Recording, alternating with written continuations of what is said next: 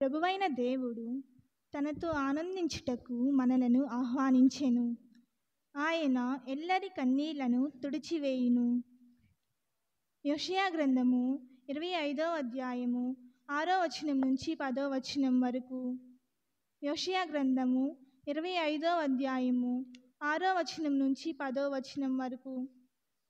ఆ దినమున సర్వశక్తిమంతుడైన ప్రభువు ఈ పర్వతము మీద సకల జాతులకు విందు సిద్ధము చేయును. అది ప్రశస్త మాంస భక్ష్యములతో మధువుతో కూడియుండును. క్రొవ్విన పశువుల మాంసముతో తేరుకొనిన ద్రాక్షారసముతో నిండి ఉండును.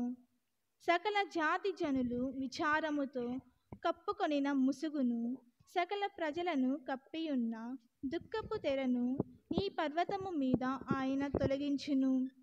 ప్రభువైన యావే మృత్యువును సదా నాశనము చేయును, ఎల్లరి కన్నీళ్లను తుడిచివేయును. భూమి మీద సకల స్థలములలో తన ప్రజలకు కలిగిన అవమానమును తొలగించును. ప్రభువు స్వయముగా పలికిన వాక్కులివి. ఆ దినమున జనులు ఇట్లు చెప్పుకుందురు, ఈయన మన ప్రభువు, మనము ఈయనను నమ్మితిమి, ఈయన మనలను కాపాడెను. ఈయన ప్రభువు, మనము ఈయనను విశ్వసించితిమి, ఈయన మనలను రక్షించెను. కనుక మనము ప్రమోదము చెందుదము. ప్రభువి కొండను కాపాడును, కానీ మోవాబును మాత్రము ఎరువు దిబ్బలో చెత్తను వలె త్రొక్కివేయును. ఇది ప్రభువు వాక్కు. సర్వేశ్వరునికి వందనములు. ప్రభువు మీతో ఉండునుగాక, మీ ఆత్మతోనూ ఉండునుగాక. పునీత మత్తయి రాసిన సువార్తలోని భాగము. ప్రభువా మీకు మహిమ కలుగునుగాక. పునీత మత్తయి రాసిన సువార్త 15వ అధ్యాయము 29 నుండి 37వ వచనం వరకు. ఆ దినమున యేసు అక్కడ నుండి గలిలయ సముద్ర తీరమునకు వచ్చి కొండపైకి ఎక్కి కూర్చుండెను. అప్పుడు జనులు గుంపులు గుంపులుగా కుంటివారిని, వికలాంగులను, గ్రుడ్డివారిని, మూగవారిని, రోగులను అనేకులను తీసుకుని వచ్చి ఆయన పాద సన్నిధికి చేర్చగా ఆయన వారిని స్వస్థపరచెను. అప్పుడు మూగవారు మాట్లాడుట, వికలాంగులు అంగపుష్టి పొందుట, కుంటివారు నడుచుట, గుడ్డివారు చూచుట జనసమూహము కాంచి విస్మయముంది ఇజ్రాయేలు దేవుణ్ణి స్తుతించిరి. అనంతరము యేసు తన శిష్యులను పిలిచి, ఈ జనులు 3 దినముల నుండి ఇక్కడ ఉన్నారు, వీరికి తినుటకు ఏమీయూ లేదు. వీరిని చూడ నాకు జాలి కలుగుచున్నది. వీరు మార్గమధ్యమున అలసి సొలసి పడిపోవుదరేమో. వీరిని పస్తుగా పంపివేయుట నాకు ఇష్టము లేదు అనెను. అప్పుడు శిష్యులు, ఈ ఎడారిలో ఇంతటి జనసమూహమునకు కావలసినంత ఆహారము మనం ఎచ్చట నుండి కొని రాగలము అని పలికిరి. అంతట యేసు, మీ యొద్ద ఎన్ని రొట్టెలు ఉన్నవి అని వారిని అడిగాను. 7 రొట్టెలు కొన్ని చిన్న చేపలు ఉన్నవి అని పలికిరి. ఆయన జనసమూహమును నేల మీద కూర్చుండమని ఆజ్ఞాపించెను. పిమ్మట ఆయన ఆ 7 రొట్టెలను చేపలను తీసుకొని ధన్యవాదములు అర్పించి త్రుంచి తన శిష్యులకు ఇయ్యగా వారు ఆ జనసమూహమునకు పంచిపెట్టిరి. వారు అందరూ భుజించి సంతృప్తి చెందిరి. పిమ్మట మిగిలిన ముక్కలను 7 గంపల నిండా ఎత్తిరి. ఇది క్రీస్తు సువిశేషము. క్రీస్తువా మీకు స్తుతి కలుగునుగాక.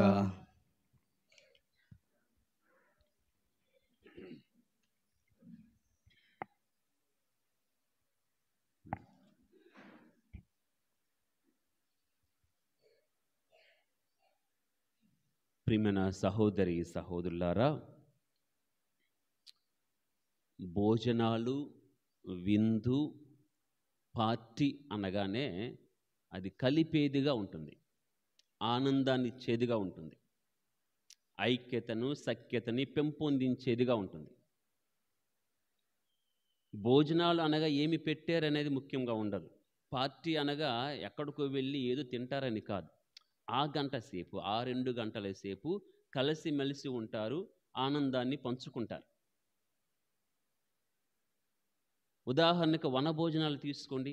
ఈ కార్తీక మాసములో అందరూ కూడా చేపలు చుట్టుకొని వండుకొని ఆ చెట్ల కిందకి, వనాల కిందకి, తోటలకు, పార్కులకి వెళ్తున్నారు. ఉదయం వెళ్తారు, సాయంత్రం దాకా ఉంటారు.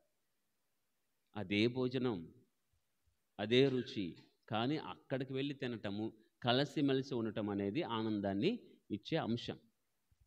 మన గృహాల్లో జరిగే ఏ ఫంక్షన్కనే సరే మనం ఏమి చేస్తామంటే అప్పటి వరకు కూడా ఏమన్నా మనస్పర్ధలు ఉన్నాయేమో చూసుకొని అటువంటి వారింటి దగ్గరికి వెళ్ళి మరీ వెళ్ళి ఆహ్వానిస్తాం. భోజనానికి రండమ్మా అని ఆహ్వానిస్తాం.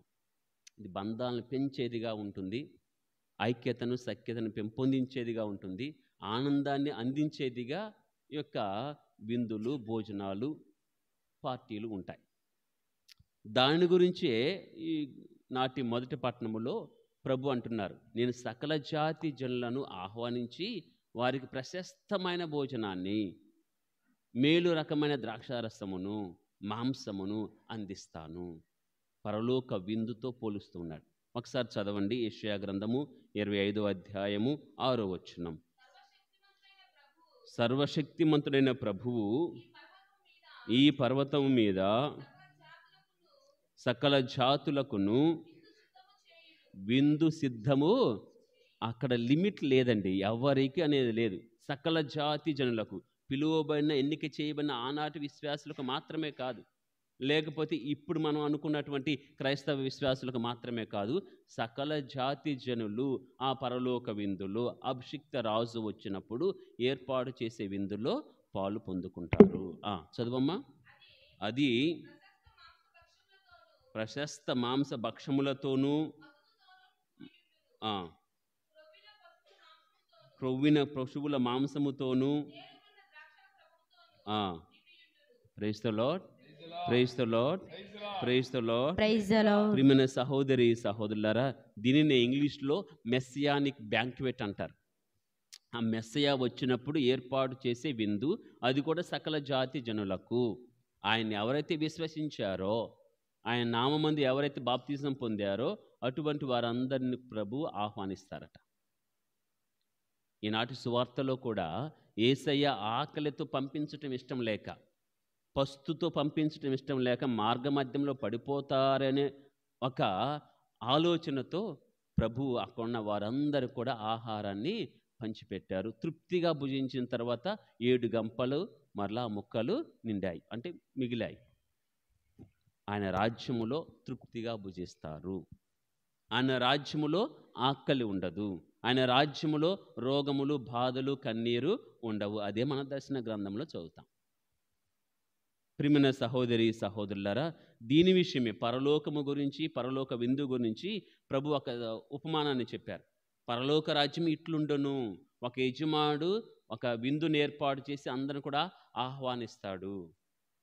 పరలోక రాజ్యము విందు, పూజ విందు, గొర్రెపిల్ల విందు, అన్నీ కూడా విందుతోనే ముడిపడి ఉన్నాయి. అందుకే నేను అంటాను, విశ్వసించిన మనమందరము ఈ భూలోకములో ఇప్పుడు తీసుకునే ఈ విందుతో పాటు పరలోకములో ఆ గొర్రెపిల్ల విందును కూడా మనం భుజించగలగాలి.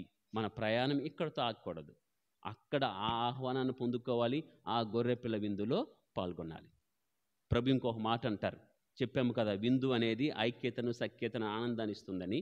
ప్రభు యోహాను సువార్తలో 6వ అధ్యాయము 56వ వచనం ఒకసారి చదవండి. అక్కడ అంటారు,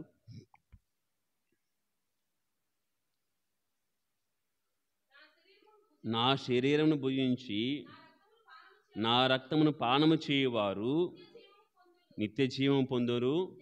నేను ఐక్యత, సఖ్యత, నేను అతని యందు.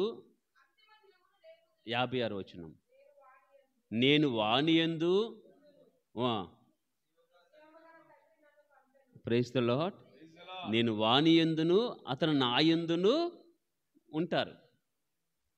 ఐక్యత చూడండి, ఒక భోజనం ఎలా మనల్ని కలుపుతుందో, మనస్పర్ధలో ఉన్న బంధువుల మధ్య అది తీసివేసి మరలా ఒక కుటుంబంగా చేస్తుందో, ప్రభు ఏమంటున్నారు, నాలోనే మీరు ఐక్యమైపోతారు, నాలో మీరు ఉంటారు, మీలో నేను ఉంటాను. ఇంతకంటే పరమార్థం ఏమి ఉంటుందా? ఆయన స్వీకరించటము, ఆయనలో విలీనము కావటము, ఆయనలో ఏకము కావటము, అది ఒక విశ్వాసికి దేవుడు ఇస్తున్నటువంటి గొప్ప వరం. అందుకే సంస్కృతంలో ఒక పదం ఉంటుంది, సంగమం. భక్తుడు దేవునితో కలవటం, ఏకమవటం, ఇది సంగమం. ఆ సంగమాన్ని కోరుకుంటున్నాడు దేవుడు. విందుకొచ్చిన వారందరూ కూడా సామరస్యముతో, సమాధానముగా, సఖ్యతతో ఉండాలి. అందరూ ఏకము కావాలి, నా యందు ఏకము కావాలి. Praise the lord, praise the lord. ప్రియమైన సహోదరి సహోదరులారా, మన కుటుంబాల్లో జరిగే కొన్ని సంఘటనలు ఉంటాయి. పిల్లవాడో పెద్దవారో భోజనం దగ్గర కూర్చున్నప్పుడే వడ్డన ప్రారంభిస్తాం. పదార్థాల వడ్డన కాదు, పరివర్తన గురించి, ప్రవర్తన గురించి, దాని గురించి వడ్డన ఉంటుంది. ప్లేట్లో పెట్టేది వేరు, పెదవి నుంచి వచ్చేది వేరు. వడ్డన, నువ్వు అలా ఉంటున్నావు, ఇలా ఉంటున్నావు, మారవేంటి, వాళ్ళు ఇలా ఉన్నారు, వీళ్ళు ఇలా ఉన్నారు, నువ్వెందుకు ఇలా ఉన్నావు, సమయానికి రావచ్చు కదా, తినవచ్చు కదా, ఈ వడ్డన ఎక్కువైంది. ప్రభు కూడా వదిలిపెట్టాడు. భోజనం దగ్గర కూర్చున్నప్పుడు గెట్ అవుట్ అంటాడు. పరలోక రాజ్యం ఇట్లుండును, యజమాని పిలుస్తాడు, అందరిని ఆహ్వానిస్తాడు, అందరు పంక్తి ఎందుకు కూర్చుంటారు, అప్పుడు వస్తాడు లోపలికి వడ్డించడానికి. పైకిలే పైకిలే పైకిలే, ఏంది స్వామి అన్నారనుకో, వివాహ వస్త్రం ఏదయ్యా, సరైన సిద్ధపాటు ఏది లేకుండా వచ్చి ఎడ కూర్చుంటామంటే గెట్ అవుట్ అంటాడంట. మనం వడ్డించినట్లే ఆయన కూడా అక్కడ వడ్డిస్తాడు, అన్ని వడ్డిస్తాడు, పదార్థాలు వడ్డిస్తాడు, ప్రవర్తన గురించి, పరివర్తన గురించి వడ్డిస్తాడు. దానికి సిద్ధపాటు పడే కాలమే ఆగమన కాలం. ఆయన దగ్గర ఉన్నప్పుడు, ఆ పశువుల పాక దగ్గర మనం వెళ్ళినప్పుడు, ఆరాధించాలని వెళ్ళినప్పుడు, మీరు మీ ఆరాధన నాకు వద్దు, మీ స్తుతి పాటలు నాకు వద్దు అని ప్రభు చెప్పకూడదు. అంటే సిద్ధపాటు కలిగి ఉండాలి. దానికోసమే ఈ 4 వారాల కాలం. సిద్ధపడుదాం, ఆ ప్రభుని ఆహ్వానించుదాం. ఈ విందుతో పాటు పరలోక విందులో కూడా పాల్గొందాము. దేవుడు మనకు సహాయం చేయునుగాక. ఆమేన్.